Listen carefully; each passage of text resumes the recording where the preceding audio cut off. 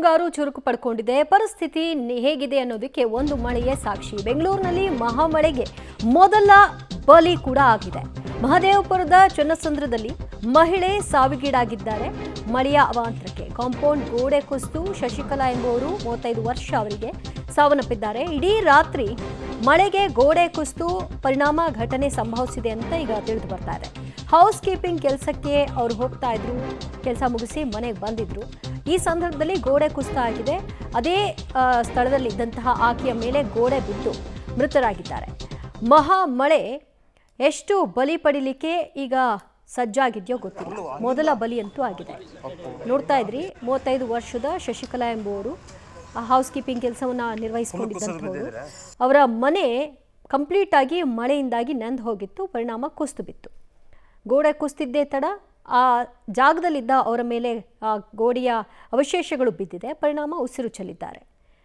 ಇನ್ನೆಷ್ಟು ಸಾವುಗಳಾಗಬೇಕೋ ಗೊತ್ತಿಲ್ಲ. ಮತ್ತಷ್ಟು ಮಾಹಿತಿ ಕೊಡ್ತಾರೆ ನಮ್ಮ ಪ್ರತಿನಿಧಿ ಪ್ರಕಾಶ್. ಸಾಮಾನ್ಯವಾಗಿ ಬೀಳೋ ಹಂತದಲ್ಲಿದ್ದಂತಹ ಮನೆಗಳು ಬೀಳಲಿಕ್ಕೆ ಇಂತಹ ಒಂದು ಮಳೆ ಸಾಕು ಅಂತ ಹೇಳಬಹುದು. ಆದರೆ BBMP ಈ ಮಳೆಗಳು ಬಂದಂತಹ ಸಂದರ್ಭದಲ್ಲಿ ಅದಕ್ಕಿಂತ ಮುಂಚಿತವಾಗಿ ಯಾವ ರೀತಿ ತಯಾರಿಯನ್ನ ಮಾಡಿಕೊಂಡಿತ್ತು, ಅದರ ಬಗ್ಗೆ ಏನು ಹೇಳ್ತಾರೆ? ಈಗ DCM DK ಶಿವಕುಮಾರ್ ಅವರು ಹೇಳ್ತಾ ಇದ್ರು, ಒಂದು ಹಾನಿಯಾಗಿದೆ, ಒಂದು ಪ್ರಾಣ ಹೋಗಿದೆ ಅಷ್ಟೇ, ಅದರ ಹೊರತಾಗಿ ಹೆಚ್ಚುವರಿ ಏನೂ ಅಪಾಯಗಳಾಗಿಲ್ಲ ಅಂತ. ಹಾಗಿದ್ರೆ ಇನ್ನೂ ಕೂಡ ಆಗಬೇಕು ಅಂತ ಬಯಸ್ತಾ ಇದ್ದಾರಾ ಹೇಗೆ? ಪ್ರತಿ ಬಾರಿಯೂ ಕೂಡ ಮಳೆಯಿಂದ ಒಂದಿಷ್ಟು ಹಾನಿ ಆದ ಬಳಿಕ ಅದಕ್ಕೆ ಸಮಜಾಯಿಷಿಯನ್ನು ಕೊಡುವಂತಹ ಪ್ರಯತ್ನಗಳಾಗುತ್ತೆ ಹೊರತು ಈವರೆಗೂ ಕೂಡ ಶಾಶ್ವತ ಪರಿಹಾರವನ್ನು ಕಲ್ಪಿಸುವಂತಹ ಯಾವ ಕೆಲಸಗಳು ಕೂಡ ಆಗ್ತಾ ಇಲ್ಲ. ಈಗ ನಿನ್ನೆ ಸುರಿದಂತಹ ಒಂದೇ ಒಂದು ಮಳೆಗೆ ಈಗ ಓರ್ವ ಮಹಿಳೆ ಕೂಡ ಮೃತಪಟ್ಟಿದ್ದಾರೆ. ಸೊ ಎಲ್ಲೋ ಒಂದು ಕಡೆ ಭಾರಿ ಮಳೆ ಆದರೆ, ಅಂದರೆ ನಿರಂತರವಾಗಿ ಮಳೆ ಏನಾದರೂ ಶುರುವಾದರೆ ಬೇರೆ ಬೇರೆ ರೀತಿಯಲ್ಲಿ ಬೇರೆ ಬೇರೆಯ ಅನಾಹುತಗಳಾಗುವಂತಹ ಸಾಧ್ಯತೆಗಳು ಕೂಡ ಇದ್ದಾವೆ.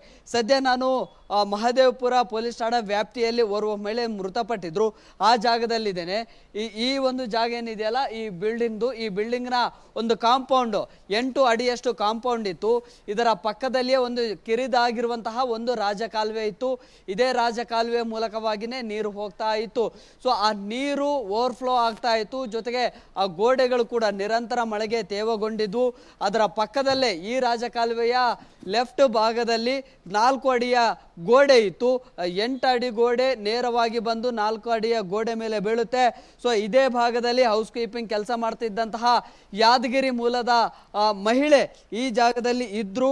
ಆ ಸಂದರ್ಭದಲ್ಲಿ ಏಕಾಏಕಿಯಾಗಿ ಈ ಗೋಡೆ ಕೂಡ ಕುಸಿದು ಬೀಳುತ್ತೆ. ಬಿದ್ದಂತಹ ಸಂದರ್ಭದಲ್ಲಿ ಅಲ್ಲಿದ್ದಂಥವರು ರಕ್ಷಣೆಗೆ ತಕ್ಷಣಕ್ಕೆ ಬರೋದಿಲ್ಲ. ಸೊ ಆ ಸಂದರ್ಭದಲ್ಲಿ ಗೋಡೆ ಬಿದ್ದಂತಹ ಪರಿಣಾಮ ಇದೇ ಜಾಗದಲ್ಲಿ ಗಮನಿಸ್ತಾ ಇದ್ರಿ, ಇಲ್ಲಿ ರಕ್ತದ ಕಲೆಗಳಿದ್ದಾವೆ. ಜೊತೆಗೆ ಆ ಮಹಿಳೆ ಧರಿಸಿದ್ದಂತಹ ಚಪ್ಪಲಿಗಳು ಕೂಡ ಇಲ್ಲೇ ಇದ್ದಾವೆ. ಜೊತೆಗೆ ಇಲ್ಲೇ ಬಿದ್ದು ಆ ಗೋಡೆ ಸಂಪೂರ್ಣವಾಗಿ ಆ ಮಹಿಳೆ ಮೇಲೆ ಬೀಳುತ್ತೆ.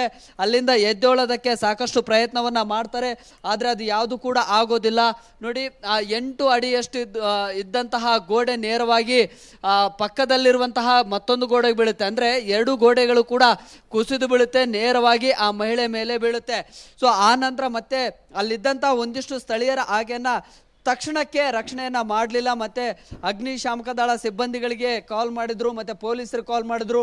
ಅದಾದ ನಂತರ JCB ಬಂದು ಇಲ್ಲಿ ತೆರವನ್ನ ಮಾಡಿ ಆ ಮಹಿಳೆಯನ್ನ ಹೊರಗಡೆ ತೆಗೆಯುವಷ್ಟರಲ್ಲೇ ಜೀವ ಕೂಡ ಹೋಯಿತು. ಸೊ ಹೀಗೆ ಒಂದೇ ಒಂದು ಮಳೆಗೆ ಈ ರೀತಿಯ ಅವಾಂತರಗಳು ಬೆಂಗಳೂರಲ್ಲಿ ಸೃಷ್ಟಿಯಾಗ್ತಾ ಇದೆ. ಬಹುಶಃ ಈ ಮಳೆ ಏನಾದರೂ ನಿರಂತರವಾಗಿ ಶುರು ಆದರೆ ಮತ್ತಷ್ಟು ಜೀವ ಹಾನಿ ಆಗುವಂತಹ ಸಾಧ್ಯತೆಗಳು ಕೂಡ ಇದಾವೆ. ಸೊ ಈ ಭಾಗ ಏನಿದೆಯಲ್ಲ, ಈಗ ರಾಜಕಾಲುವೆಯನ್ನ ಕಂಪ್ಲೀಟ್ ಆಗಿ ಮುಚ್ಕೊಂಡಿದೆ. ಅಂದ್ರೆ ಕಿರಿದಾಗಿರುವಂತಹ ರಾಜಕಾಲುವೆ, ಆ ರಾಜಕಾಲುವೆಯ ಮೇಲೆ ಈ ಗೋಡೆ ಬಿದ್ದಿದೆ. ಅದರ ಪಕ್ಕದಲ್ಲಿ ಮತ್ತೊಂದು ಗೋಡೆ ಇತ್ತು. ಆ ಗೋಡೆ 2 ಗೋಡೆಗಳು ಕೂಡ ಈ ಮಹಿಳೆ ಮೇಲೆ ಬಿದ್ದಂತಹ ಪರಿಣಾಮ ಈ ಒಂದು ಹಾನಿಯಾಗಿದೆ, ಈ ಒಂದು ದುರಂತ ಆಗಿದೆ. ಈಗಾಗಲೇ ಎಸ್ ಪ್ರಕಾಶ್, ಥ್ಯಾಂಕ್ ಯು ನಿಮ್ಮೆಲ್ಲ ಮಾಹಿತಿಗೆ. ಮಹದೇವಪುರದಲ್ಲಿ, ಚನ್ನಸಂದ್ರದ ಮಹದೇವಪುರದಲ್ಲಿ ಆದಂತಹ ದುರಂತ ಮೊದಲ ಬಲಿಯಾಗಿದೆ ಮಳೆಗೆ.